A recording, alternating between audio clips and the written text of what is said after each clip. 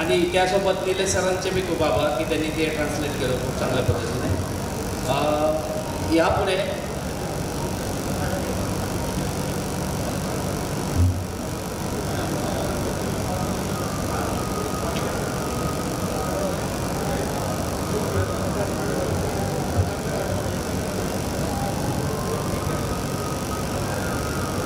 कृष्णा कार्डाचे भाग्यविधाते सहकार मंत्री सूर्य जयवंतराव अप्पासे यांच्या जन्मशताब्दीनिमित्त यशवंतराव मोहिते कृष्णा सहकारी साखर कारखाना लिमिटेड बुद्रुक पुरस्कृत कृष्णा कृषी परिषद व कृष्णा उद्योग समूहाच्या वतीनं कृष्णा कृषी औद्योगिक महोत्सव 2024 आज सकाळी राज्याचे उपमुख्यमंत्री आदरणीय देवेंद्र फडणवीस साहेब यांच्या शुभ हस्ते उद्घाटन सोहळा संपन्न झाला आणि तेव्हापासून आतापर्यंत आपण सर्वजण या परिषदेमध्ये या संमेलनामध्ये सहभागी आहात. आपल्या सर्वांचे मी मनपूर्वक स्वागत करतो. आजच्या या सत्रामध्ये मान्य श्री सतीश खाडे जलसंवर्धन तज्ज्ञ त्यांचं पाणी व्यवस्थापन या विषयावरती आपण चर्चाचं व्याख्यान या ठिकाणी आयोजित करण्यात येते. आदरणीय खाडे सरांच्या ठिकाणी आगमन झाले. मी सर्वांच्या वतीनं खाडे सरांचं मनपूर्वक स्वागत करतो. सुस्वागतम सुस्वागतम सुस्वागतम. आदरणीय सतीश खाडे सरांचा सत्कार सोहळा डॉक्टर अशोक फरांदे सर. आपण टाळ्या वाजवून खाडे सरांचा सन्मान संपन्न करूया मंडळी.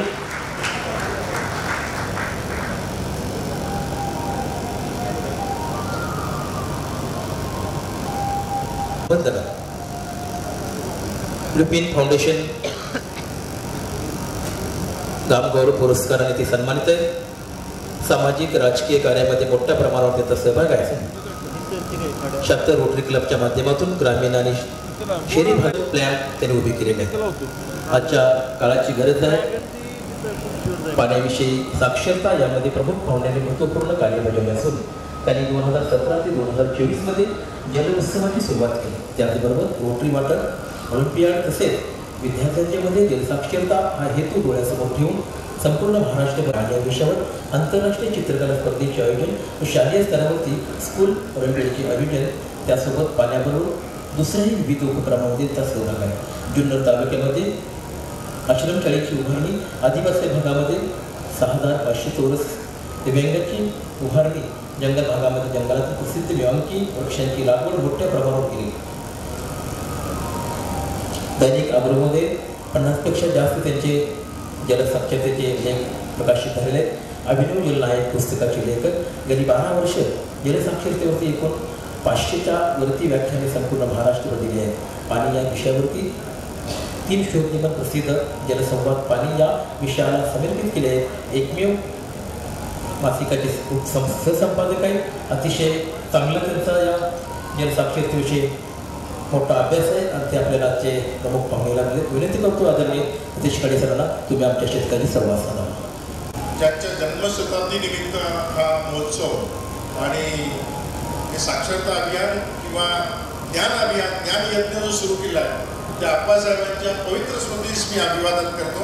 आणि खरोखर ही विजनरी माणसं गेल्या 60-70 वर्षामध्ये ज्या प्रकारे त्यांनी समाज बघितला, ह्याच समाजामध्ये ह्याच मातीमध्ये कशा प्रकारे याचा उत्कर्ष होऊ शकतो आणि तो उत्कर्ष होण्यासाठी काय आवश्यक आहे यासाठी जी मांडणी केली आणि त्याची फळं आज 3री-4थी पिढी खाते आहे किंवा त्याचा उपभोग घेते आहे. हे सगळं बघताना आपण महाराष्ट्रात आहोत आणि या कृषीप्रधान देशांमध्ये कृषी प्रधानता म्हणजे नक्की काय आणि त्यावर काम कसं करता येतं याचं एक आदर्श मॉडेल या आप्पासाहेबांनी इथं उभं केलं आणि आज त्याला 60-70 वर्ष झालेली आहेत. मला इथं हे सगळं बघताना प्रदर्शनच नाही तर कराड आणि सांगली हा भाग काय महाराष्ट्रामध्ये चर्चेत असतो. प्रयोगशील लोक, प्रगतिशील लोक काय आणि पुरोगामी विचारसरणीचे लोक हे काय या मातीतनं महाराष्ट्रालाच नव्हे तर देशाला सुद्धा नेतृत्व त्यांनी दिलेलं आहे. केवळ राजकीय नेतृत्व नाही तर बौद्धिक आणि शैक्षणिक या क्षेत्रामध्ये सुद्धा काम करणारे भूमिपुत्र या मातीत आले याबद्दल आणि इथे मला अशा ठिकाणी बोलायची संधी मिळते हे मी माझं भाग्य समजतो. आपल्या विषयाकडे वळून आणि विशेषतः परांदे सरांचा, प्राचार्य परांदे सरांचा विशेष आभार मानतो की त्यांनी या व्यासपीठावर मला बोलण्याची संधी उपलब्ध करून दिली. मित्रांनो, खरं तर कृष्णा कोयनेच्या भूमीमध्ये पाण्याच्या व्यवस्थापनाबद्दल बोलायचं म्हणजे जरा अवघडच आहे की जिथे पाणीच पाणी आहे आणि ज्या पाण्याकडे पाहून इतर महाराष्ट्राचे डोळे फिरतात अशा ठिकाणी पाणी व्यवस्थापनावर बोलायचं.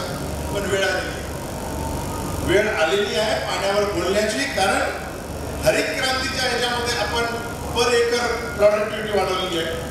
हरित क्रांतीच्या निमित्ताने आपण भूकबळीपासून तर आपण एक्सपोर्ट पर्यंत बदल मारलेली आहे. परंतु आता म्हणजे बियाणांनी आपली बाजू सावरली, खतांनी आपली बाजू सावरली, तंत्रज्ञानाने सावरली.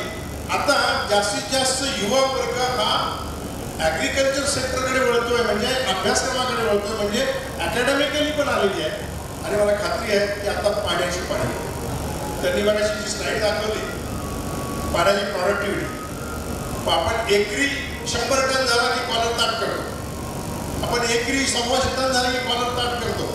प्रत्येक पिकाची जी मोजणी आहे ती मोजणी आपण एकरी किती झाली, हेक्टरी किती झाली हे मोजतो आणि आपलं यश, शेतकऱ्याचं यश किंवा त्याची जी प्रॉडक्टिव्हिटी आहे ते एकरावर मोजतो. जमीन तेवढीच आहे हे लक्षात आल्यानंतर आपण त्याच जमिनीतून आपल्याला किती उत्पादन घेता येईल याच्याविषयीचा आपण प्रागतिक विचार आणि त्यावर तंत्रज्ञान आणि त्यावरचा अभ्यास, त्यावरचे संशोधन चालू आहे. आणि मित्रांनो, पाण्याचं पण तसंच आहे. पाण्याची परिस्थिती तुम्हाला सांगतो. बासरीचा आवाज बाहेरचा आहे का? शेवटपर्यंत ऐकायला येते. तर इथली भौगोलिक परिस्थितीचा फारसा माझा अभ्यास नाही, पण ओव्हरऑल ॲव्हरेज सांगतो. आम्ही जमिनीतलं पाणी संपवलं. जमिनीमध्ये ज्यावेळी आमचे आजोबा 25-30 फुटावर पाणी काढायचे, मोठ्याने पाणी काढायचे, 2-4 मोठ्या चालायचे. 25 फूट 30 फुटाची विहीर खूप मोठी वाटायची. आज 200 फुटावर पाणी लागल्यानंतर आमच्याकडे परिस्थिती फार चांगली आहे. 200 फुटावरच पाणी आहे. आम्ही विसरून गेलो 20 ते 200 आणि इतर ठिकाणी तर 200, 400, 500, 1000, 1600 फुटापर्यंत बोरवेल आहे. आता फक्त लावारच काढायचं राहिलं. इथपर्यंत आम्ही खोल गेलो.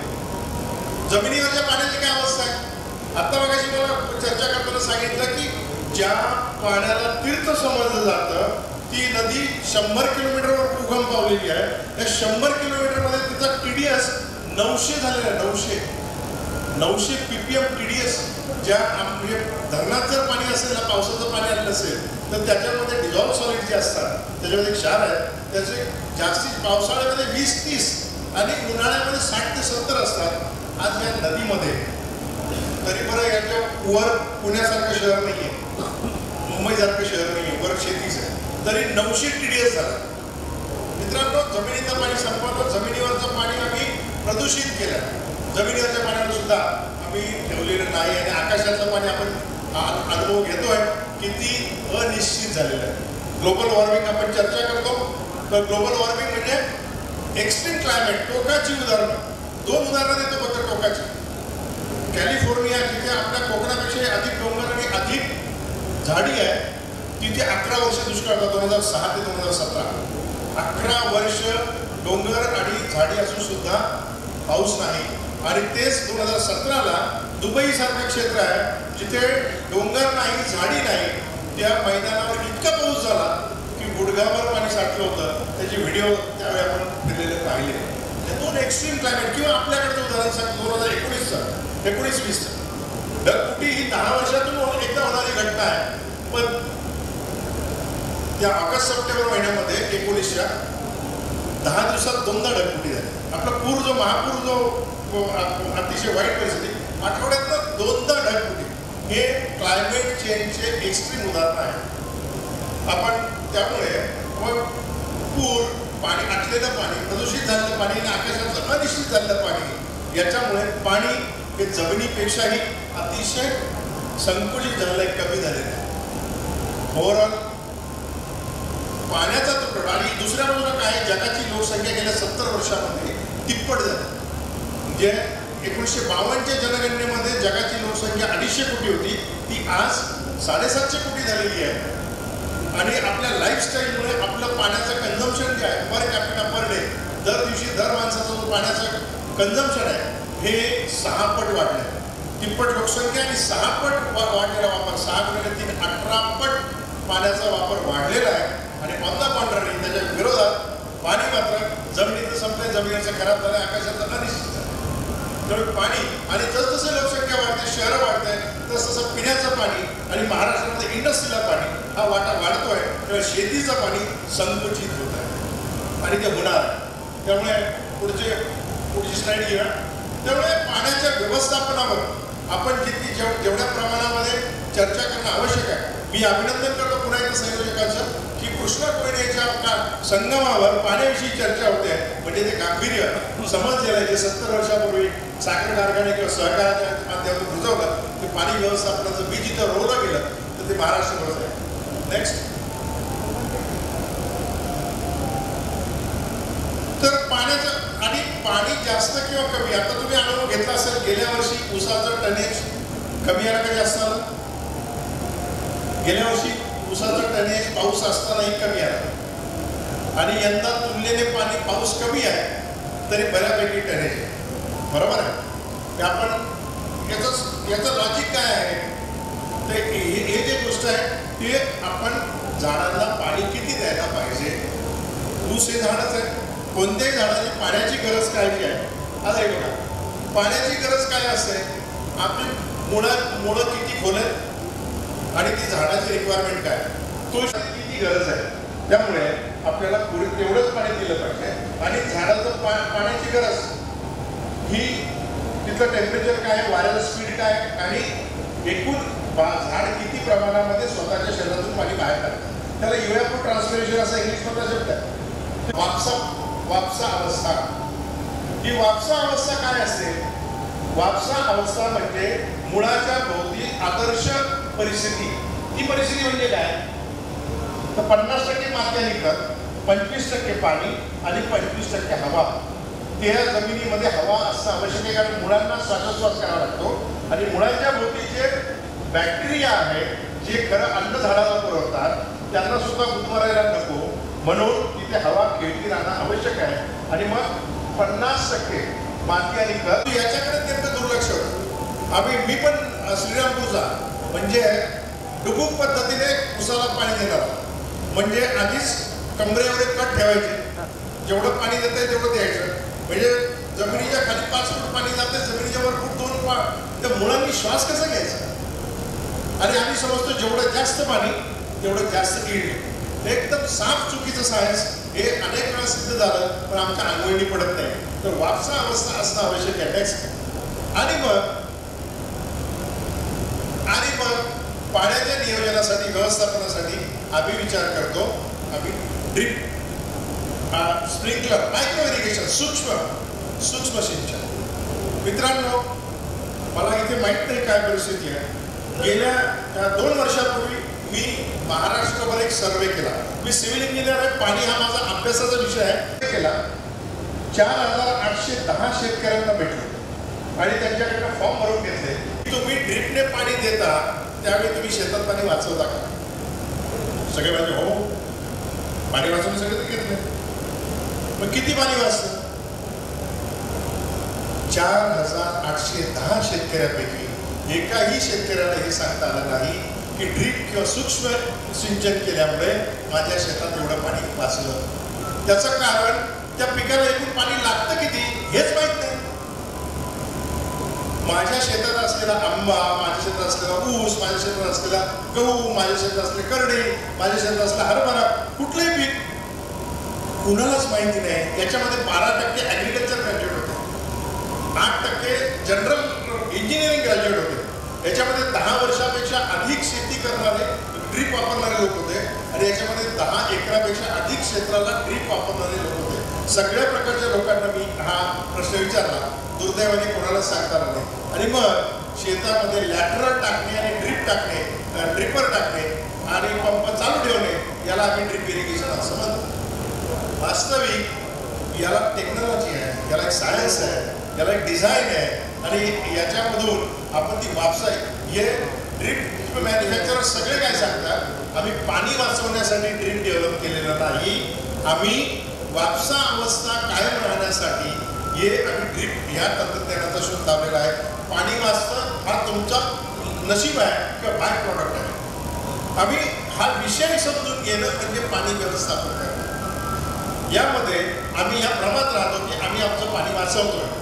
अजिबात नाही. अनेक ठिकाणी असं निरीक्षण झालं आहे की ड्रीपमध्ये फ्लड पद्धतीपेक्षा पाट पद्धतीपेक्षा जास्त पाणी ड्रीपमध्ये घेतं. मग मला ह्या तरुण पिढीला सांगायचं मित्रांनो की पाणी अप्लाय करण्यासाठी इरिगेशन डेव्हलपमेंट बेसिक गोष्टी आहे.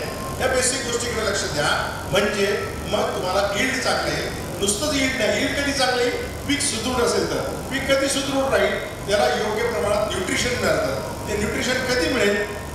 ऑप्टिमम मॉइश्चर कंटेंट किंवा वापसा अवस्था असेल त्यावेळी मिळेल. नेक्स्ट मग या प्रत्येक पिकाचा मग मी त्यांच्या पुढे अभ्यास केला. डॉक्टर गोरंटीवार सरांकडे ट्युशन लावली 4 दिवसाची.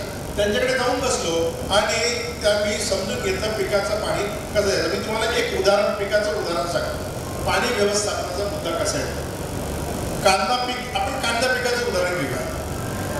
कांदा पिकाला त्याच्या एकूण लावल्यापासून काढेपर्यंतचं जे पाणी लागतं त्याचे दिवस आहेत 120 दिवस. त्याला एकूण 1 एकरासाठी कांदा पीक येण्यासाठी 20 लाख लिटर पाणी लागतं. 20 लाख लिटर एका एकराला. 20 लाख लिटर म्हणजे किती? आपण 3 HP चा पंप जेवढे 1 तास उपसतो त्याने 30,000 लिटर पाणी त्याच्यामध्ये बाहेर पडतं. 30,000. ड्रीप असेल तर ते 20,000च पडतं. आपण 30,000 धरू म्हणजे 8 तास जर चाललं तर किती झालं? 24 म्हणजे 2.5 लाख लिटर. म्हणजे 10 दिवस तुम्ही एक पंप चालवला तर जेवढं पाणी उपसून टाकतं तेवढ्या पाण्यामध्ये तुमचं 1 एकराचं कांद्याचं पीक बेस्ट आहे. बेस्ट. आम्ही किती पाणी देतो आता तुम्ही घरी जाऊन हिशोब करा. तुम्ही करता की नाही मला माहिती आहे. करून बघा. तर त्यापैकी आपण 10-12 दिवस आधीच पाणी तोडतो कांद्यासाठी बल्ब तयार झाल्यानंतर आणि सुरुवातीला लावताना त्याला आपण कमी पाणी द्यायला पाहिजे. तर सरासरी 20 लाख लिटरला 120 दिवसाप्रमाणे 16,600 लिटर पर डे पाणी द्यायची गरज आहे. 16,600 20,000 लिटर पर आवर पंप तो उपसतो. म्हणजे पाऊण तास जर पंप चालला 3 HPचा 1 एकरासाठी तो पुरेसा आहे. तसंच आपण जो हिशोब करत गेला तर सुरुवातीच्या काळामध्ये ते पाणी कमी लागतं आणि ज्यावेळी पिकाची पूर्ण वाढ झालेली असते ते त्याला जास्त लागतं. त्या हिशोबावरून आपण काढलं तर शेवटी 1 तास 75 मिनिटं एवढा एक पंप चालू ठेवला पाहिजे रोज आणि सुरुवातीला फक्त 25 मिनिटं पंप चालू ठेवला पाहिजे. या प्रकारे गणित करणं म्हणजे ड्रीपने पाणी वापरण्याचं डिझाईन करणे किंवा सूक्ष्म सिंचनाने पाणी वापरणं. नाहीतर लाईट आली चालू झाला, लाईट गेली बंद झाला किंवा पाण्याचा काही हिशोबच नाही. विहिरीत जेवढं पाणी आहे किंवा जोपर्यंत बोरला पाणी आहे तोपर्यंत उपसत राहतं. त्या पिकाचं काही हो आणि त्या जमिनीचं काही हो. जमिनीचं काय झालं तुम्हालाच माहिती आहे. मी काय वेगळं बोलायची गरज नाही. तुमच्याकडे तर उलटे प्रयोग चालू आहेत. जमिनीत जास्त पाणी झाल्यामुळं जे काही नुकसान झालेलं आहे त्याच्यावर आता काम चालू आहे. त्याच्याऐवजी हा प्रकार आणि हे तंत्रज्ञान मी फार अवघड तंत्रज्ञान नाही. अतिशय सोपं साधं जर समजून घेतलं तर या पुढे सांगतो.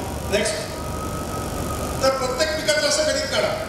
मी तर म्हणतो तुमचे जे फायनल इयरचे प्रोजेक्ट असतात ते त्याच्यामध्ये हे करा. प्रत्येक पिकाचं जे आम्ही शेड्यूल कसं काढता येईल आणि त्या प्रकारे आम्ही ड्रीपचं पाणी कसं देता येईल आणि हे शेतकऱ्यांसाठी उपलब्ध करा. तुम्हाला खूप दुवा मिळेल. फळबागेचा विषय घेऊया. फळबागेला पाणी देताना कसं पाणी दिलं पाहिजे. आता ड्रीपला आपण म्हणतो 55% पाणी वाचतं. ते ज्यांनी कॅल्क्युलेशन केलं त्यांनाच माहिती आहे. आपण अंदाजेच म्हणतो 55%. कंपनी म्हणते 55%, आपण म्हणतो 55%. त्याच्याही पेक्षा जास्त त्या डिफ्युजर पद्धतीने पाणी वाचतं. म्हणजे डिफ्युजर पद्धत म्हणजे काय? आपल्या सोप्या भाषेत मटका सिंचन पद्धत. मटका सिंचन पद्धत म्हणजे काय? तर झाडाची मुळं जी मुळं खरं पाणी शोषून घेतात त्याच मुळांना पाणी देणं म्हणजे मटका सिंचन. काय आहे? साधं मातीचं भांडं आहे आणि ते 9 इंच काढलेलं आहे. ते जिथे काढलेलं आहे त्याच्या भोवती मुळं आपोआपच मुळांनी हे धरलं मुळं आलेली आहे. या झाडाचं वैशिष्ट्य फळझाडाचं वैशिष्ट्य काय की त्यांची मुळं कुठपर्यंत पसरतात. जोपर्यंत जिथे झाडाची कॅनॉपी संपते तिथपर्यंत झाडांची मुळं असतात. त्यासाठी हा फोटो दिलाय पहा. आणि सोटमुळ आणि तंतुमुळं सोटमूळ झाडाला आधार देतं, तंतुमुळं पाणी आणि अन्नद्रव्य शोषून घेतात. ही जी तंतुमुळं आहे ही पाणी शोषल्यामुळं तर आपल्याला या पेरिफेरीला हे मटका सिंचन करायचं आहे. नेक्स्ट या प्रकारे, आणि हे केलं की ह्याच्यामध्ये 85% पाणी वाचतं. किती? 85% सेव्हिंग ऑफ वॉटर. साधी गोष्ट आहे की ह्या झाडांची मुळं 9 इंच किंवा 1 फुटाच्या खाली असतात. आपण ड्रिपने जरी पाणी दिलं तरी 1 फूट जमीन सगळी भिजायला लागते. ते पाणी नंतर फक्त बाष्पीभवन होऊन जातं. हे 9 इंचाचं आपण पूर्ण झाडाच्या घेराचं पाणी वाचवू शकतो. ते डायरेक्ट झाडांच्या मुळांना येतं. या पद्धतीमध्ये मुळांची पाणी शोषण्याचा रेट आणि सप्लायचा रेट हा इक्वल होतो आणि बाष्पीभवनातून पाणी झाडाला जे पाणी आहे 0% पाणी बाष्पीभवनात बाहेर जातं. त्यात पाणी वाचतं म्हणजेच खतं वाचतात. खतं वाचले म्हणजे जमीन आपली जी काय आहे क्लॉगिंग होणं किंवा जमिनीचा प्रॉब्लेम जे आहे अति फर्टिलायझर किंवा खारटपणा तो सुद्धा कमी होतो. आणि नंतर तर जमीन नांगरणे किंवा हे करणे याची सुद्धा गरज राहत नाही.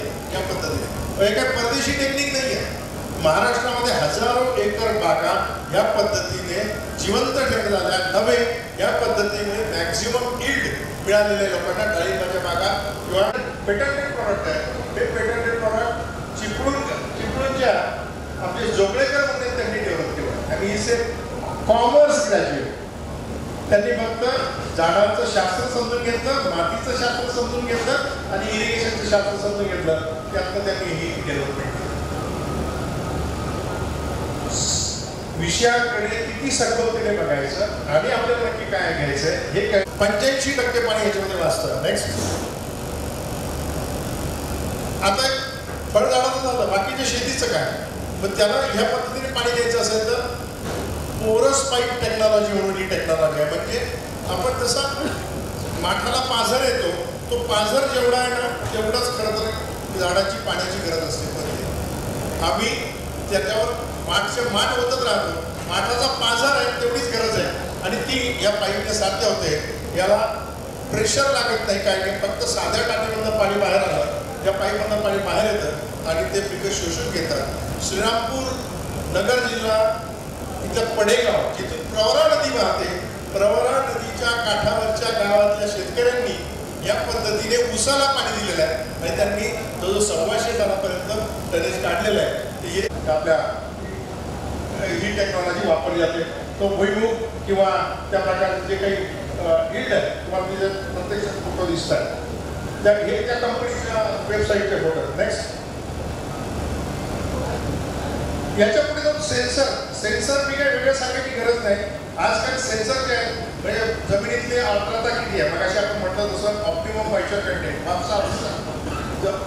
बाकीच्या ज्या गोष्टी आहेत म्हणजे हवेचा वेग किती आहे, बाष्पीभवनाचा वेग किती आहे, पाण्याची आर्द्रता किती आहे, या सगळ्या गोष्टीवर झाडाची पाण्याची गरज समजते. तर ते सेन्सरच्या माध्यमातून समजते. आणि हे सेन्सर पूर्वी आपल्याला वायरिंग वगैरे करावं लागायचं. तुम्ही ड्रिपने पाणी देता त्यावेळी तुम्ही शेतात पाणी वाचवता का? सगळे म्हणजे हो पाणी वाचवून सगळे तर घेत नाही. मग किती पाणी वाचतं? 4,810 शेतकऱ्यांपैकी एकाही शेतकऱ्याला हे सांगता आलं नाही की ड्रीप किंवा सूक्ष्म सिंचन केल्यामुळे माझ्या शेतात एवढं पाणी वाचलं. त्याचं कारण त्या पिकाला एकूण पाणी लागतं किती हेच माहित नाही.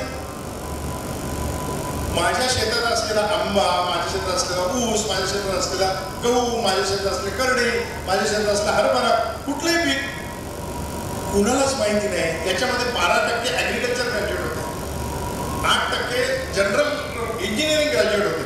याच्यामध्ये 10 वर्षापेक्षा अधिक शेती करणारे ड्रीप वापरणारे लोक होते आणि याच्यामध्ये 10 एकरापेक्षा अधिक क्षेत्राला ड्रीप वापरणारे लोक होते. सगळ्या प्रकारच्या लोकांना मी हा प्रश्न विचारला.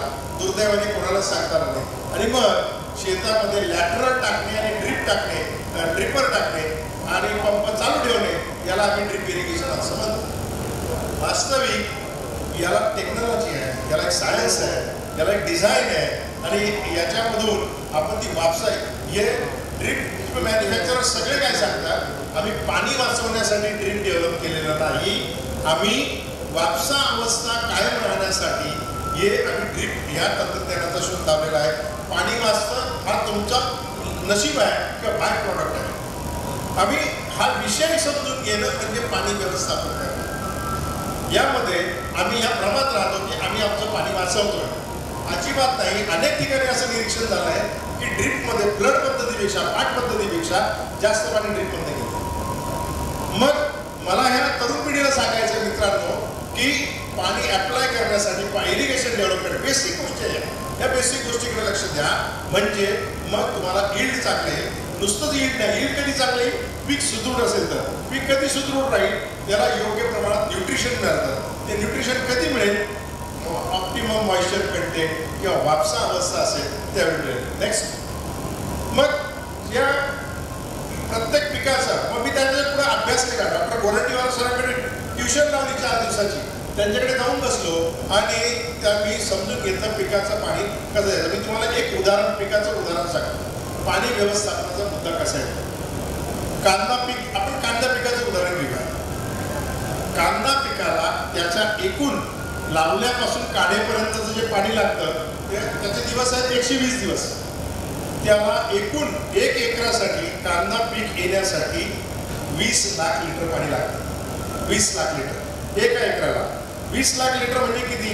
आपण 3 HP पंप जेवढे 1 तास उपसतो त्यावेळी 30,000 लिटर पाणी त्याच्यामध्ये बाहेर पडतं. 30,000. ड्रीप असेल तर ते 20,000च पडतं. आपण 30,000 धरू म्हणजे 8 तास जर चाललं तर किती झालं 24 म्हणजे 2.5 लाख लिटर.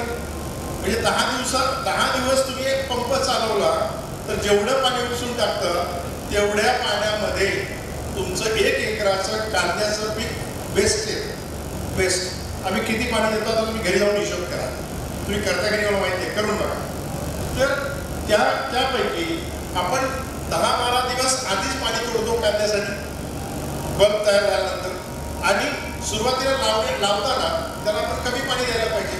तर सरासरी 20 लाख लिटरला 120 दिवसाप्रमाणे 16,600 लिटर पर डे पाणी द्यायची गरज आहे. 16,600 20,000 लिटर पर आवर पंप जो उपसतो म्हणजे पाऊण तास जर पंप चालला 3 HPचा 1 एकरासाठी तो पुरेसा आहे. तसंच आपण जो हिशोब करत गेला तर सुरुवातीच्या काळामध्ये ते पाणी कमी लागतं आणि एंड ज्यावेळी पिकाची पूर्ण वाढ झाली असते ते त्याला जास्त लागतं. त्या हिशोबाप्रमाणे आपण काढलं तर शेवटी 1 तास 75 मिनिटं एवढा एक पंप चालू ठेवला पाहिजे रोज आणि सुरुवातीला फक्त 25 मिनिटं पंप चालू ठेवला पाहिजे. या प्रकारे गणित करणं म्हणजे ड्रीपने पाणी वापरण्याचं डिझाईन करणे किंवा सूक्ष्म सिंचनाने पाणी वापरणं. नाहीतर लाईट आली चालू झाला, लाईट गेली बंद झाला किंवा पाण्याचा काही हिशोबच नाही. विहिरीत जेवढं पाणी आहे किंवा जोपर्यंत बोरला पाणी आहे तोपर्यंत उपसत राहतं. त्या पिकाचं काही हो आणि त्या जमिनीचं काही हो. जमिनीचं काय झालं तुम्हालाच माहिती आहे. मी काय वेगळं बोलायची गरज नाही. तुमच्याकडे तर उलटे प्रयोग चालू आहेत. जमिनीत जास्त पाणी झाल्यामुळं जे काही नुकसान झालेलं आहे त्याच्यावर आता काम चालू आहे. त्याच्याऐवजी हा प्रकार हे तंत्रज्ञान मी फार अवघड तंत्रज्ञान नाही, अतिशय सोपं साधं जर समजून घेतलं तर या पुढे चालू. नेक्स्ट तर प्रत्येक पिकाचं असं गणित काढा. मी तर म्हणतो तुमचे जे फायनल इयरचे प्रोजेक्ट असतात ते त्याच्यामध्ये हे करा. प्रत्येक पिकाचं जे आम्ही शेड्यूल कसं काढता येईल आणि त्या प्रकारे आम्ही ड्रीपचं पाणी कसं देता येईल आणि हे शेतकऱ्यांसाठी उपलब्ध करा. तुम्हाला खूप दुवा मिळेल. फळबागेचा विषय घेऊया. फळबागेला पाणी देताना कसं पाणी दिलं पाहिजे. आता ड्रीपला आपण म्हणतो 55% पाणी वाचतं. ते ज्यांनी कॅल्क्युलेशन केलं त्यांनाच माहिती आहे. आपण अंदाजेच म्हणतो 55%. कंपनी म्हणते 55%, आपण म्हणतो 55%. त्याच्याही पेक्षा जास्त त्या डिफ्युजर पद्धतीने पाणी वाचतं. म्हणजे डिफ्युजर पद्धत म्हणजे काय. आपल्या सोप्या भाषेत मटका सिंचन पद्धत. मटका सिंचन पद्धत म्हणजे काय तर झाडाची मुळं जी मुळं खरं पाणी शोषून घेतात त्याच मुळांना पाणी देणं म्हणजे मटका सिंचन. काय आहे साधं मातीचं भांडं आणि ते 9 इंच काढलेलं आहे. ते जिथे काढलेलं आहे त्याच्या भोवती मुळं आपोआपच मुळांनी हे धरलं मुळं आलेली आहे. या झाडाचं वैशिष्ट्य फळझाडाचं वैशिष्ट्य काय की त्यांची मुळं कुठपर्यंत पसरतात. जोपर्यंत जिथे झाडाची कॅनॉपी संपते त्या तिथपर्यंत झाडांची मुळं असतात. त्यासाठी हा फोटो दिलाय पहा.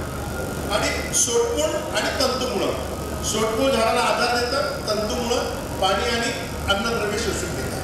ही जी तंतुमुळं आहे ही पाणी शोषल्यामुळं तर आपल्याला या पेरिफेरीला हे मटका सिंचन करायचं. नेक्स्ट या प्रकारे आणि हे केलं की ह्याच्यामध्ये 85% पाणी वाचतं. किती? 85% सेव्हिंग ऑफ वॉटर. साधी गोष्ट आहे की ह्या झाडांची मुळं 9 इंच किंवा 1 फुटाच्या खाली असतात. आपण ड्रीपने जरी पाणी दिलं तरी 1 फूट जमीन सगळी भिजायला लागते. ते पाणी नंतर फक्त बाष्पीभवन होऊन जातं. हे 9 इंचाचं आपण पूर्ण झाडाच्या घेराचं पाणी वाचवू शकतो. ते डायरेक्ट झाडांच्या मुळांना देतात. या पद्धतीमध्ये मुळांची पाणी शोषण्याचा रेट आणि सप्लायचा रेट हा इक्वल होतो आणि बाष्पीभवनातून पाणी झाडाला जे पाणी आहे 0% पाणी बाष्पीभवनात बाहेर जातं. त्यात पाणी वाचतं म्हणजेच खतं वाचतात. खतं वाचले म्हणजे जमीन आपली जी काय आहे क्लॉगिंग होणं किंवा जमिनीचा प्रॉब्लेम जे आहे अति फर्टिलायझर किंवा खारवटपणा तो सुद्धा कमी होतो आणि नंतर तर जमीन नांगरणे किंवा हे करणे याची सुद्धा गरज राहत नाही. या पद्धतीने हे काय परदेशी टेक्निक नाही आहे. महाराष्ट्रामध्ये हजारो एकर बागा या पद्धतीने जिवंत ठेवल्या नव्हे. या पद्धतीने मॅक्झिमम यील्ड मिळालेल्या लोकांना डाळिंबाच्या बागा किंवा पेटंटेड प्रॉडक्ट आहे. हे पेटंटेड प्रॉडक्ट चिपळूणच्या आपले जोगळेकर म्हणून त्यांनी डेव्हलप केलं आणि इसे कॉमर्स ग्रॅज्युएट. त्यांनी फक्त झाडांचं शास्त्र समजून घेतलं, मातीचं शास्त्र समजून घेतलं आणि इरिगेशनचं शास्त्र समजून घेतलं.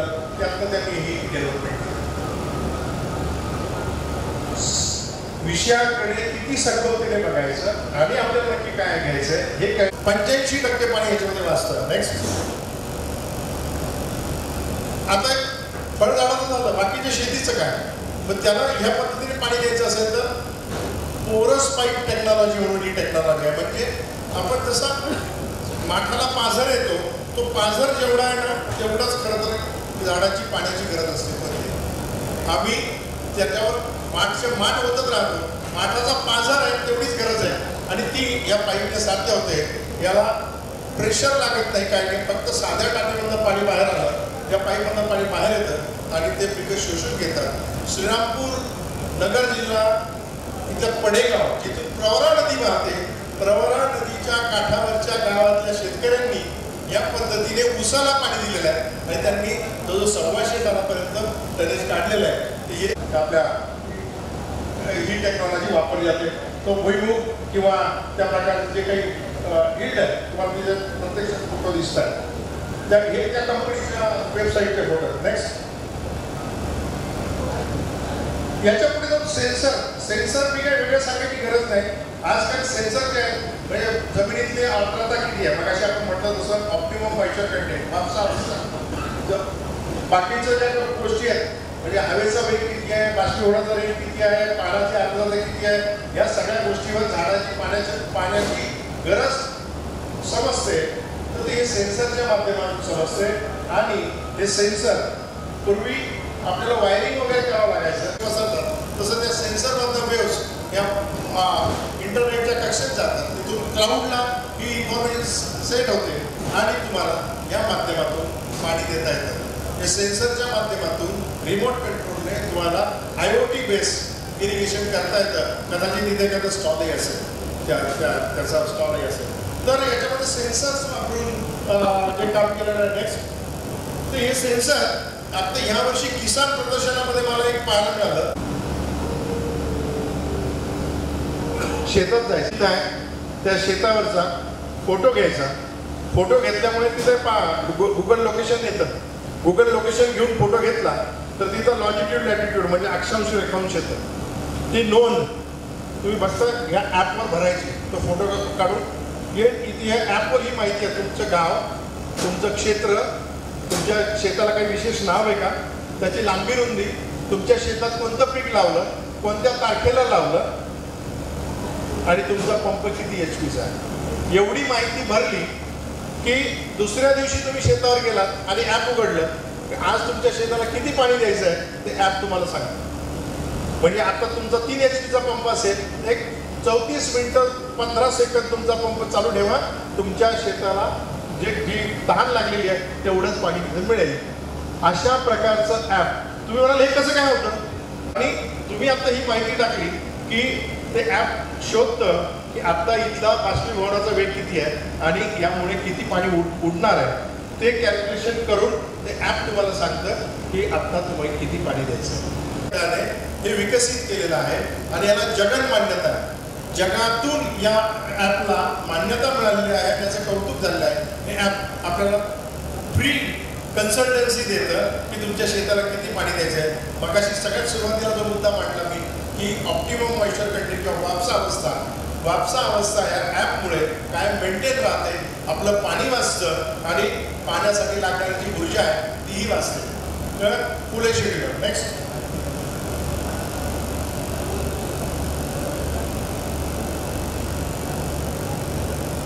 ही जेल तुम्ही कधी बघितली आहे? साधी जेल आहे ही. पुसा हे तुमचं ॲग्रिकल्चरचं एक युनिव्हर्सिटी आहे किंवा लॅब आहे पुसा, त्या पुसा ठिकाणी ही जेल डेव्हलप झाली म्हणून तिचं नाव पुसा जेल आहे. हे जे दाणेदार अतिशय बारीक दाणे असतात याचं वैशिष्ट्य काय, हे आपल्या स्वतःच्या वजनाच्या 600 पट पाणी आपल्याकडे स्टोअर करू शकतात. 600 पट. आणि ते इव्हॅपोरेट होत नाही, त्याचं बाष्पीभवन होत नाही. झाडांसाठी ते हळूहळू रिलीज होतं आणि ज्याप्रमाणे बाहेरचं एन्व्हायरमेंट आहे त्याप्रमाणे झाडाला पाणी रिक्वायरमेंटप्रमाणे पाणी मिळत राहतं. 12 वर्षानंतर ही जेल डिकम्पोज म्हणजे शेतामध्ये मिसळून जाते. प्लास्टिक सारखी याच्यासारखी ती तशीच राहत नाही. ही जेल जी आहे ते जादुई जेल आहे आणि याच्यामुळे पुन्हा वापसा अवस्था मेंटेन राहते, मॅक्सिमम यील्ड मिळतं आणि तुमचं पाणी किती वाचतं, 85% अधिक पाणी या पुस्तकामुळे वाचतं. हे सगळं आणि हे परदेशात नाही बरं का, हे महाबळेश्वर कृषी विज्ञान केंद्राने शिर्डी, श्रीरामपूर, राहता तालुक्यामध्ये असंख्य ठिकाणी असंख्य शेतकऱ्यांनी हे वापरलंय. इतर ठिकाणी कुठे वापरलं जात असेलच, पण मला KVK महाबळेश्वरचा त्या केस स्टडीज माहिती आहेत म्हणून मी तुम्हाला सांगतोय. नेक्स्ट. नर्सरी पद्धत.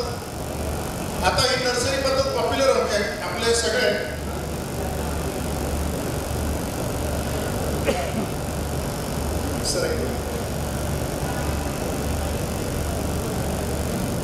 नर्सरी सगळ्या रोपांच्या नर्सरी करून मिळतात. नर्सरी सगळ्या प्रकारचे मला वाटतं तुमच्याकडे भाजीपाल्याचे आणि याचे सगळे असेल. विचार करा 2 महिने ऊसाचं रोप 2 महिने घरात वाढवलं, एका एकराला जेवढं पाणी लागतं 2 बादल्या पाणी रोज आपण फक्त तेवढं दिलं. 2 बादल्या म्हणजे गुणिले 30 दिवस 60 बादल्यांमध्ये 1 एकराचं भरणं होतं. 1 एकराचं एक महिन्याचं किती पाणी वाचवतं आपण. आणि जमिनीची हेल्थ याचा विचार. आणि असं झालेलं नाही आहे की रोप लावला आणि तो ऊस चांगला आला नाही, उलट चांगला आला. उलट पाऊस लेट झाला असेल, काही प्रॉब्लेम झाला असेल तर रोपवाटिका म्हणजे याच्यामुळे आपल्याला त्याचा फायदा होतो. शिवाय मर असेल तर ती पण आपल्याला समजते. म्हणजे मी शेतकऱ्यांना रोपवाटिकेचं महत्त्व सांगायची गरज नाही, माझा संबंध पाण्याशी आहे. आता विचारायचा किती पाणी वाचतं. नेक्स्ट. आता हे सोडा, लातूर जिल्ह्यामध्ये ज्वारीचं पीक हे नर्सरीच्या रोपांवर घेतलं जातं. हे ज्वारीच्या रोपाची नर्सरी. ज्वारी मिलेटचं सुद्धा रोपं होतात. मिलेटचे सुद्धा रोपं केली जातात, त्याच्यातनं केली जाते. ड्रिपवर ही ज्वारी केली आहे. याच्या आधी त्यांनी एकरी 60 क्विंटल काढली आहे. माझ्या शब्दांकडे लक्ष द्या. यापूर्वी त्यांनी एकरी 60 क्विंटल काढलेली आहे आणि आता एकरी 100 क्विंटल ज्वारी या पद्धतीने काढण्याचा त्यांचा निश्चय आहे. जे लोक असतील त्यांना माझे रोमारे माहिती असतील. एकरी 100 क्विंटल ज्वारी अनबिलिव्हेबल महाराष्ट्रात. तर मुद्दा आहे की रोपवाटिका ह्या मिलेटच्या सुद्धा या माध्यमातून कितीतरी मोठ्या प्रमाणात. मग पाऊस लांबला, दुष्काळ पडला, पाणी कमी आहे वगैरे या गोष्टी राहतच नाही ना. जेव्हा पाऊस आला, रान मोठं झालं की नंतर आपल्याला लावता येतं. Maximum water saving. मल्चिंग ही वेगळं सांगण्याची गरज नाही, मल्चिंगची गरज. पण मल्चिंगची गरज मला वेगळ्या गोष्टींसाठी मला सांगायची. मित्रांनो, ग्लोबल वॉर्मिंग हा चेष्टेचा विषय नाही आहे. आपण त्याचे भोग भोगतोय. गेल्या वर्षी आंबा आलाच नाही. जो आंबा आला तो याच्यात अर्धवट पेरी गेला. अशा अनेक ठिकाणी मध्येच पाऊस येतोय, मध्येच थंडी वाजते, मध्येच ऊन येत आहे. झाडांचे हार्मोन्स बिघडले. आणि या सगळ्या याच्यामध्ये आपली प्रॉडक्टिव्हिटी ही डिस्टर्ब झाली आहे. आम्हाला प्रॉडक्ट मिळेल की नाही याची खात्री नाही. हे समजा 35 किंवा 40 डिग्री असतं त्यावेळी मातीचं तापमान त्याच्यापेक्षा 5 ते 6 डिग्रीने जास्त असतं. ज्यावेळी आमच्याकडे 45 डिग्री किंवा 42 डिग्री होतं त्यावेळी मातीचं तापमान 48 ते 50 डिग्री होतं. आणि पहिल्या 2-3 इंचाच्या मातीच्या थरामध्ये जे जीवाणू असतात, जे मायक्रोब्स असतात, ते मायक्रोब्स खरी मातीची शक्ती आहे, मातीचं जीवन आहे, माती जिवंत आहे. या टेम्परेचरमुळे आणि टेम्परेचर व्हेरिएशनमुळे ती माती मृत होते. ती जीवाणू हे या हवेच्या टेम्परेचर. त्यामुळे इथून पुढे पाणी वाचवायचं असो वा नसो किंवा इतर कुठली गरज असो नसो, मल्चिंगने शेती करणं कंपल्सरी होणार आहे. आणि मल्चिंगने शेती केली तरच तुम्हाला थोड्यामध्ये ईल्डची किंवा मिळणाऱ्या प्रॉडक्टची काहीतरी गॅरंटी आहे. म्हणून पाणी वाचवण्याबरोबरच शेतातले मायक्रोब वाचवण्यासाठी आपल्याला मल्चिंग करणं अतिशय आवश्यक आहे. आणि त्यात एक प्रिफरेबल आपण जर सेंद्रिय मटेरियलचं म्हणजे प्लास्टिकऐवजी या शेतातल्याच मटेरियलचं जर केलं तर उद्या त्याच्यातला सेंद्रिय कर्ब वाढण्यासाठी सुद्धा त्याची मदत होणार आहे. त्यामुळे मल्चिंग प्रॅक्टिसेस या उद्या आवश्यक प्रॅक्टिसेस झाल्या पाहिजे. Next 3 layer farming. हे व्हिडिओ तुम्ही अनेक वेळा पाहिले असतील. याच्यामध्ये कमीत कमी क्षेत्रात जास्तीत जास्त उत्पन्न काढणे. आणि मला असं वाटतं सगळीकडे ही प्रॅक्टिस सुरू झाली. 1.5-2 एकराचे खातेदार आता मॅक्झिमम आहे. त्यांना ही संधी आहे 3 लेअर फार्मिंगची. आणि जो युवा वर्ग आज शेतीमध्ये येऊ पाहतोय, खूप आनंदाची गोष्ट आहे, खूप चांगली स्वागताची गोष्ट आहे. कारण आपल्याकडे असलेली जमीन, आपल्याकडे असलेलं पाणी आणि आपल्याकडे असलेलं हवामान जगात भारी असं आहे. त्यामुळे आमचं भारीपण कुठे राहिले? आमचा बुद्धीचा आळस आणि शेतीकडे बघण्याचा दृष्टिकोन, नकारात्मक दृष्टिकोन. यातून आमची शेती आज लयाला गेली किंवा प्रॉब्लेम. आणि ज्यांनी याचं सोनं केलं, या माहितीचं सोनं केलं आहे, या एन्व्हायरमेंटचं सोनं केलं, ते आज सगळं माल एक्सपोर्ट करतात. शेतकरी आज 2-2, 4-4 एकरामध्ये राहून सुद्धा ते एक्सपोर्टर झालेले आहेत. दोन्ही बाजू आहेत. कोणती बाजू घ्यायची हे तुमच्या हातात आहे. तर 3 लेअर फार्मिंग 1.5 लाख रुपये हा युवक ट्रेनिंगचं घेतो. मला असं वाटतं गावागावामध्ये किंवा ॲग्रिकल्चर कॉलेजेस हे ट्रेनिंग अरेंज करावेत आणि या 3 लेअर फार्मिंगला चालना द्यावी. आपला संबंध पाणी व्यवस्थापनाचा आहे. मॅक्झिमम पाणी, कमीत कमी पाण्यात जास्तीत जास्त पीक. नेक्स्ट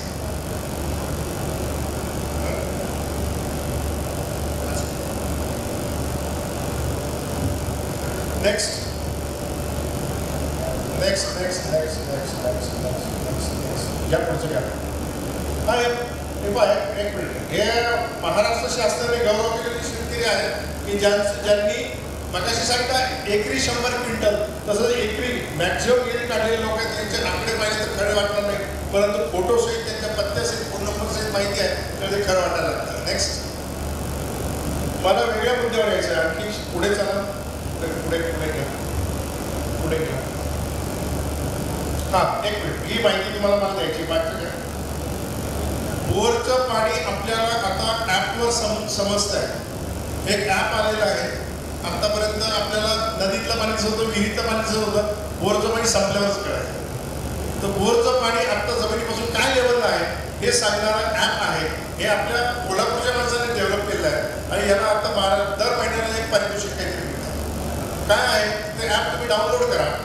ते केसिंग पाईपच्या जो कॅप आहे त्या कॅपला लोखंडाच्या एखाद्या हातोडीने गजाने मारा, आवाज होईल. ते आपला मोबाईल त्याच्या शेजारी धरा, केसिंग पाईप शेजारी. पुढच्या अर्धा मिनिटामध्ये तुम्हाला कळेल की तुमच्या पाण्याची लेवल जमिनीपासून किती आहे. त्याच्यातनं वॉटर मॅनेजमेंटचं एक उत्तम तुम्हाला साधन मिळून जाईल. आणि वर्षाला पहिला महिना तर फ्री आहे. पुढच्या दर वर्षाला 200 रुपये फक्त याची फी आहे. परंतु याचं काम म्हणजे किती मौल्यवान आहे हे तुम्हाला सांगायची गरज नाही. बोरवेलचं पाण्याचं मॅनेजमेंट यातनं होऊ शकेल. नेक्स्ट भूजल app. Next next next next पुढचं घ्या, पुढचं घ्या. आपल्या गावामध्ये हॅलो हे नकाशामध्ये की पुराणाच नसलेली माहिती मी देतो की आपल्या जमिनीखाली खडक कोणत्या प्रकारचे आहेत किंवा तुमच्या गावातलं गायरान आहे किंवा गावातलं जे काही जमीन आहे त्या जमिनीत खाली खडक कोणत्या प्रकारचे आहेत. मग तिथे आपण जे पाणी जिरवण्याचं काम आहे ते काम कुठे स्ट्रक्चर योग्य केले म्हणजे पाणी हमखास जिरेल याच्यासाठी खडकांचे नकाशे गटवार आपल्या गावात तुमच्या शेतातल्या गट नंबर आणि सर्वे नंबर वाईज नकाशे हे फ्रीमध्ये उपलब्ध आहे वेबसाईटवर. भूजल म्हणून जे आपला GSDA डिपार्टमेंट आहे भूजल डिपार्टमेंट त्यांच्या वेबसाईटवर हे फ्री उपलब्ध आहे. मला असं वाटतं की सगळ्यांनी पाणी वॉटर हार्वेस्टिंगसाठी रेन वॉटर हार्वेस्टिंग असेल किंवा पाणलोट क्षेत्राची जी विविध कामं करायची आहे त्यासाठी या नकाशांचा उपयोग हमखास चांगल्या प्रकारे करता येईल. आणि कुठे पाणी लागणार भारतामध्ये आहे तुम्हाला माहिती आहे ना, पंजाबमध्ये बठिंडा ते बिकानेर ही जी रेल्वे जाते ही रोज रेल्वे जाते त्याच्यामध्ये 70% लोक कॅन्सरचे पेशंट असतात म्हणून त्या गाड्या कॅन्सर एक्सप्रेस असं लिहिलं आहे. आणि आपल्यालाच नाही असे सुद्धा लाल रंगामध्ये नेक्स्ट स्लाइड घ्या, लाल रंगामध्ये जे आहे ते तिथे पाणी लागणारच ते पाणीच नाही आहे असे सुद्धा सर्वे नंबर त्यामध्ये नोंदवले असतात. Next next next next next पाहिजे आमच्या सगळ्या प्रशासनाचा आणि राज्यकर्त्यांचा. कारण शेतात वापरले जाणारे रासायनिक खतं आणि शेतात वापरले जाणारे पेस्टिसाइड्स हे आम्हाला इतकं उत्पन्न देत आहेत की पुढची पिढी आम्ही नपुसक करून ठेवली आहे, पुढची पिढी आम्ही कॅन्सरग्रस्त करून ठेवली आहे. आणि यामुळेच आम्हाला कॅन्सर हॉस्पिटल आणि कॅन्सर एक्सप्रेसची गरज आहे. आणि यासाठी या एक्सप्रेसचं नियोजन नेक्स्ट. तर याच्यासाठी आपण अभिनंदन करावं तेवढं थोडंच आहे आपलं स्वतःचं. नेक्स्ट सगळ्यात मोठी समस्या आपल्यापुढे येऊन थांबलेली आहे मित्रांनो. आपल्यापुढे प्रश्न हा सगळ्यात मोठा आहे की उद्या आपण या विषमुक्त अन्नामुळे जगणार आहोत की नाही. अन्नाची सुरक्षा मिळाली आहे पण सुरक्षित अन्न आम्ही गमावलेलं आहे. अन्नाची सुरक्षा मिळवलेली आहे, सुरक्षित अन्न आम्हाला आता आर्टिक प्रदेशाशिवाय कुठे मिळत नाही.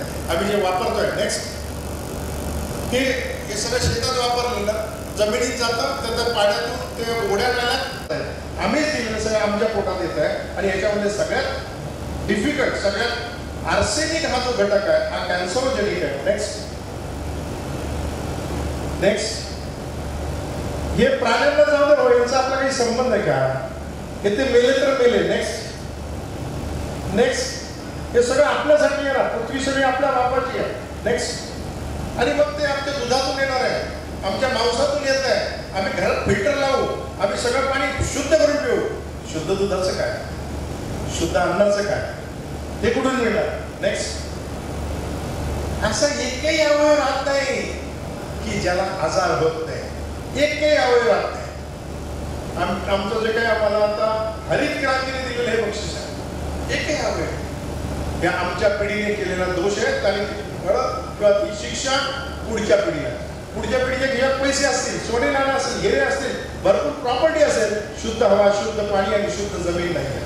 ही सगळ्यात मोठी शोकांतिका आहे. आणि सगळ्यात मोठा स्ट्रेस हा या गोष्टींचा असणार. नेक्स्ट त्यामुळे हे बातम्या ही कालची बातमी आहे ॲग्रोची की जनावरांना डिटेक्ट होत आहे की जनावर माझ्यावर येत नाही आणि माझ्यावर आले तर त्यांना बाळ होत नाही किंवा नपुसकता आलेली आहे, इनफर्टिलिटी. माणसाचं काही वेगळं होणार आहे का. माणसाचं काय वेगळं आहे. हे सर्वे केलेले आहे. दीनानाथ मंगेशकर हॉस्पिटलच्या प्रमुख डॉक्टरांनी नदीचा सर्वे केला तो मांडलेला आहे. मी पदार्थ काही सांगत नाही का, लेखी रिपोर्ट शासनाला सबमिट झालेला आहे. कॅन्सर आणि कॅन्सर सारखे असाध्य रोग. नेक्स्ट एवढंच नाही, आम्ही सागर सुद्धा प्रदूषित करून टाकला. सर 2 मिनिटं, लास्ट 2 मिनिट. सागर आम्ही आमची शेती, आमची विहीर, आमची नदी, आमचा तलाव एवढंच नाही, सागर ज्याचं क्षेत्र हजारो लाखो स्क्वेअर किलोमीटर आहे आणि खोली काही किलोमीटर आहे, ते सागर सुद्धा आम्ही प्रदूषणापासून सोडलेलं नाही. हे जे निळं दिसत आहे याला डेड झोन असा शब्द आहे. हा इंटरनेटवरचा फोटो आहे. तुम्हाला भारत दिसतोय का कोपऱ्यामध्ये. भारताच्या किती अंतरापर्यंत आम्ही समुद्र नासवून ठेवलेला आहे. डेड झोन आहे, तिथे जीवसृष्टी नाही आणि तिथे ऑक्सिजन नाही. त्याला लिचिंग ऑफ द ओशन असं नाव आहे असे सांगतो त्यामध्ये. आणि 40% लोकांचं अन्न या सागरावर अवलंबून आहे. आणि पृथ्वीवरचा एकूण ऑक्सिजन पैकी 40% ऑक्सिजन जंगलांमुळे नाही आहे. हा 40% ऑक्सिजन हा समुद्रातल्या मायक्रोब सूक्ष्म जीवांमुळे आहे. तो समुद्र जर मेला तर आपल्याला मरायला काही दिवस होते. नेक्स्ट तर हे बायोपेस्टिसाइड्स आणि बायोफर्टिलायझरकडे वळा. नेक्स्ट याच्याविषयी सांगायची गरज नाही. सापळ्या आहेत म्हणजे नैसर्गिक शेतीकडे वळा. कीटकनाशक आणि फर्टिलायझर्स याचा वापर शून्यावर आणा. नेक्स्ट, पक्ष्यांना आपल्या शेताला स्थान द्या म्हणजे ते कीड खातात. पक्षी फळं किंवा धान्य खाण्यापेक्षा किडे जास्त खातात, तर कीड नियंत्रणासाठी पक्षी जास्त महत्वाचे. नेक्स्ट, ते कमीत कमी वापरा रासायनिक खतं. नेक्स्ट, की आपल्याला घरात जे आपण रसायनं वापरतो त्याने सुद्धा आपण पाणी खराब करतो. आपलं टॉयलेट क्लिनर ॲसिड आहे, आपलं फ्लोअर क्लिनर फिनॉल आहे, या सगळ्या अंगाचा साबण डिटर्जंट, याच्यामुळे तुम्हाला नदीचा किडे जो 900 झाला तो या डिटर्जंट झाला. हे सुद्धा आता बायोडिग्रेडेबल केमिकल्स बाजारात मिळू लागलेत आणि हे आपल्याला वापरले पाहिजे. घर बसल्या आपण नद्या शुद्ध करण्यासाठी याचा वापर करू शकतो. हे केमिकल वापरायला लागलं तर नद्या काही वर्षांनी आपोआप शुद्ध होतील. नेक्स्ट, या आपण फॅशन पाहिलेल्या गोष्टी बंद करा, बायोडिग्रेडेबल गोष्टी वापरा. नेक्स्ट, हे शाळेतल्या मुलांपासून संस्कार करून गावातलं सगळं प्लास्टिक शाळेत गोळा करून घ्या, रिसायकलला पाठवा. Next, next, next, biogas. Next, हे शेवटचा टप्पा मी तुम्हाला सांगतो आणि थांबतो की आपल्याला पाणी गावातलं सगळं सांडपाणी शुद्ध करता येतं, नैसर्गिक पद्धतीने करता येतं, कुठल्याही प्रकारचे प्लांट न बांधता करता येतं. No energy, no chemical, no human intervention. पाण्यामध्ये असलेले मायक्रोबची संख्या वाढवा. जे त्याच्यामध्ये जे पोल्युटंट्स आहेत ते पोल्युटंट खाणारे मायक्रोब्स जर पाण्यामध्ये वाढवले, ते व्यवस्थित कल्चर केले तर सगळ्या प्रकारचं सांडपाणी हे स्वच्छ होऊ शकतं. गंगा प्रोजेक्ट स्वच्छ करण्यामध्ये अशा प्रकारचे प्रोजेक्ट बरेच वापरले जात आहेत. इतरांचं सोडा, मी पुण्यातल्या 2 रोटरी क्लबच्या माध्यमातून पुण्यातले 2 नाले हे पूर्णपणे अशा प्रकारे स्वच्छ केलेले आहेत की जे अति अशुद्ध पाणी ते अतिशुद्ध पाणी या प्रकारे होऊ शकतं. अतिशय कमी खर्चामध्ये होऊ शकतं आणि मला सांगतो प्रत्येक गावामध्ये जर झालं तर आपली जी केमिकल आणि त्याच्यामुळे होणारं जे पोल्युशन आहे ते थांबवण्यासाठी आपण आपला हातभार लावू शकतो. प्रत्येक गावामध्ये झालं तर आपल्या नद्या, आपले तलाव स्वच्छ होतील. नेक्स्ट,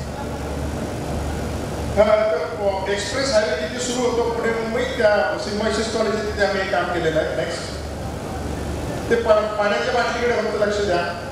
एंटर झालेलं पाणी 600 मीटर ट्रीटमेंट झाल्यानंतर नाल्यातच ट्रीटमेंट केली पा ते झालेलं पाणी दुसऱ्या बाटलीमधलं पाणी इथपर्यंत स्वच्छ होतं. आणि फक्त टर्बिडिटी झालं नाही तर पाण्याचे सगळे जे प्रदूषित घटकांचे जे पॅरामीटर्स आहेत ते लॅबमध्ये टेस्ट केलं तर हे पाणी शुद्ध पाणी म्हणून डिक्लेअर करण्यात लॅब सुद्धा तयार असते.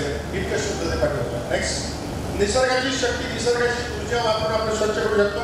टायगर आर्टच्या माध्यमातून आपण सांडपाणी स्वच्छ करू शकतो. पुण्याच्या पर्वतीच्या पायथ्याला बागुल उद्यानाच्या तिथे या प्रकारे पुणे महानगरपालिकेने पाणी स्वच्छ करण्या, सांडपाणी स्वच्छ करण्याचा प्रकल्प उभा केलेला आहे.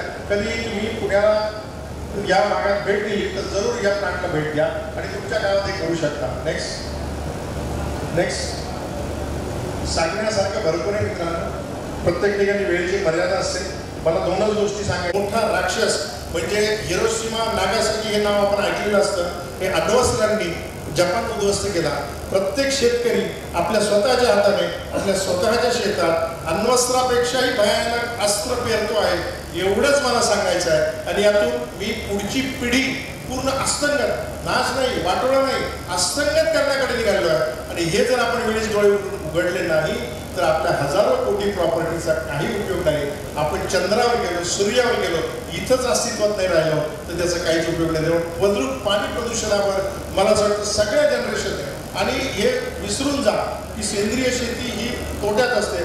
किसान प्रदर्शनात तुम्ही जर भेट दिली तर तुम्हाला अनेक स्टॉल असे दिसतील की सेंद्रिय शेतीतून लोकांनी उत्तम यील्ड काढले, उत्तम पैसे कमवले. त्यामुळे मला असं वाटतं की वेगवेगळ्या अफवांना तोंड देण्यापेक्षा जे वस्तुस्थिती ते स्वीकारा आणि त्याहीपेक्षा 2 रुपये कमी पण 2 दिवस जास्त जीवन जगायचं असेल तर या प्रदूषणाच्या राक्षसाला वेळीच रोका, अण्वस्त्राला रोका आणि तंत्रज्ञान याच्यावर मदत करायला तयार आहे. खूप चांगलं तंत्रज्ञान आहे आणि मला असं वाटतं की युवा पिढी आज या तंत्रज्ञानाला सामोरी जाते आहे. बुद्धीचा आळस टाळा आणि पैशाचा मोह सोडा, जीवन समृद्ध होईल. परिभ्रमामुक्त दानीबाई, चिखली तालुका, कागल जिल्हा, कोल्हापूर यांचंही या ठिकाणी आगमन झाले. मी त्यांचंही मनपूर्वक स्वागत करतो. सुस्वागतम, सुस्वागत. असा शिक्षणाचा वापर करा आणि तुम्ही कराल. मला इथे बोलवल्याबद्दल धन्यवाद.